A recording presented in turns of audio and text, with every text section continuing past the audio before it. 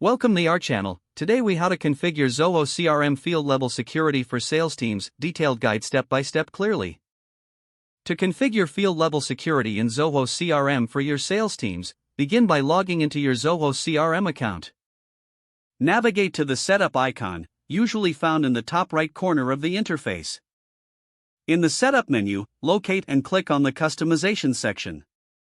Under customization, select modules and fields. Choose the module for which you want to configure field-level security, such as leads. Identify the specific field you wish to adjust for your sales teams. Click on the field to open its properties. In the Field Properties dialog, navigate to the section labeled Field Level Security. Here you will find options to set visibility for different profiles.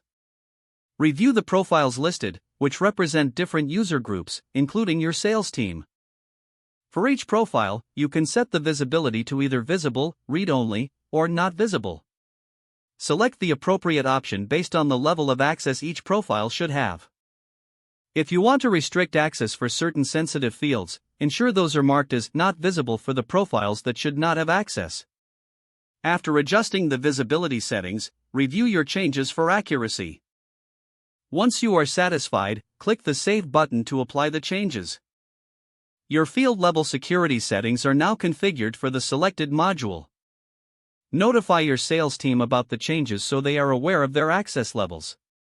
Repeat the process for any additional modules as needed to ensure comprehensive field-level security across your CRM. Regularly revisit and update these settings to keep up with any changes within your sales teams. This way, you can maintain proper data security and ensure your sales teams have access only to the information they require. If the page does not load, refresh the browser or try again in a private or incognito window. Make sure you are using the correct email address, then retype it carefully to avoid small typos.